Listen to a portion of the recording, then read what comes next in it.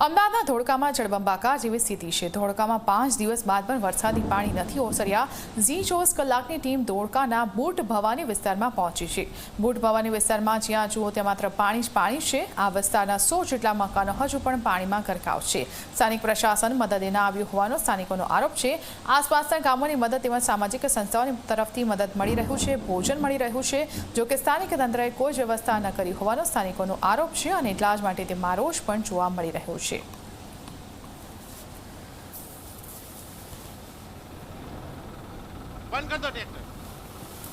ધોળકાના boot Bhavani વિસ્તારમાં હું છું કે એ વિસ્તાર હજુ પણ પાણીમાં ગરકાવ છે। એ બેટ જેવી સ્થિતિ છે। પહેલાં કરતાં એ પાણી ઓછરા છે, પરંતુ હજુ પણ એ અહીંયા પાણી કે જ્યાં મકાનોમાં જાઓ તો ઢીચણસમા પાણી એ ભરાયેલા છે। અડધા મકાનો એ પાણીમાં ગરકાવ છે અને ત્યાં એ રહેતા લોકોનું જીવન જે છે એ હાલ એ મુશ્કેલીભર્યું બન્યું છે, કારણ કે રાતે સૂવું ક્યાં, જમવું ક્યાં અને લાઇટો ગુલ આ સ્થિતિ છે। મોબાઈલ પણ ક્યાંક નથી ચાલી રહ્યા એવી પણ સ્થિતિ અહીંયા બની છે અને તેની વચ્ચે રહી રહેલા આ લોકો એ જોઈ શકાય છે। આ બાળકો, એ મહિલાઓ એ પોતાના મકાનમાં અહીંયા રહી છે, કારણ કે વરસાદ હોય એટલે છત હોવી એ પણ જરૂરી છે। એ અહીંયા સ્થાનિક સાથે આપણે વાત કરીશું। આપનું નામ? વિજયભાઈ। વિજયભાઈ, આ વિસ્તાર બુટ ભવાની વિસ્તાર છે, તમારી જેમ તમારું મકાન છે, કેટલા પાણી આવ્યા હતા? પાણી મારા ઘરમાં આટલે સુધી હતું, ગળા સુધી હતું નહીં। અંદર છોકરા ના રહીએ કે ના, અંદર કોઈ બધું સામાન વામાન બધું ઉલટું પુલટું પડી ગયું। અંદર કઈ વ્યવસ્થા અંદર કોઈ શું રહ્યું જ નહીં અંદર તો। અને લાઇટ નહીં 4-5 દિવસથી, અને અમે પાણી બી નહીં। પાણી કેમ કે આ બધું પાણી આવી ગયું એટલે પાણી પીવાનું નહીં, એટલે બહુ હેરાન થઈ ગયા। હવે તો બહુ વરસાદ। કેટલા મકાન છે કાકા અહીંયા? લગભગ 150 ની આજુબાજુ મકાન, 150 ઉપર મકાન છે, 150 ની ઉપર છે, પણ મકાનમાં કોઈ જાતની કોઈ સુવિધા જ નથી।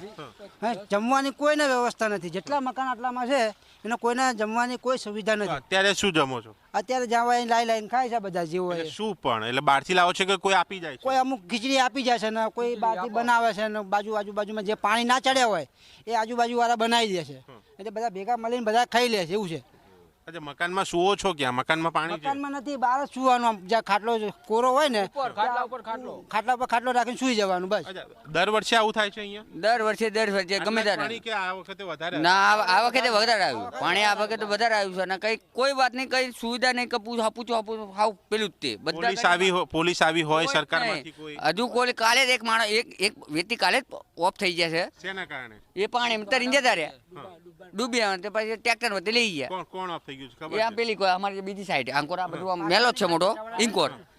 કોઈ ગાડી ના આવી, કોઈ ના આવ્યું, એમને ડાયરેક્ટ ટ્રેક્ટરમાં લઈ ગયા। કઈ વ્યવસ્થા ને ગયડા માણા જતા રહ્યા તણીને। પાણી અત્યારે એટલું ત્યાં બંદોબસ્ત હતા તો ઠીક, મારા ભાઈ હતા તો જ્યાં ત્યાં બધા આડું અવરું કરીને પડે, કાકા કઈ આડું અવરું કરીને પડે। શું કહો છો કાકા? આટલું પાણી હતું કાલે અહીંયા, બરાબર, ટ્રેક્ટર ડૂબાઈ જતું હતું અમારે કઈ ખાવા જુઓ ને।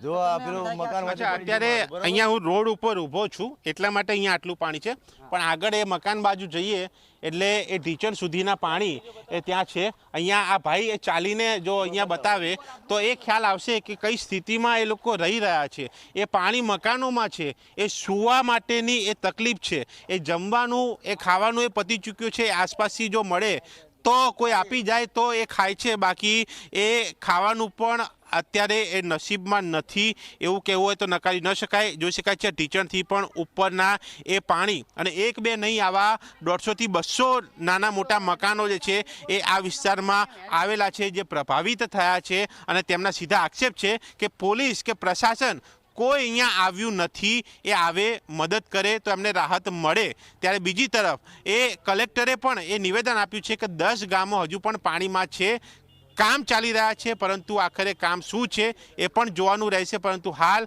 આ ધોળકાના એ વિસ્તારની વાત છે કે જે વિસ્તાર એ બુટ ભવાની વિસ્તાર હજુ પણ એ પ્રભાવિત છે, બેટમાં ફેરવાયેલો છે, અને ત્યાંના રહીશો એ મદદની માંગ કરી રહ્યા છે।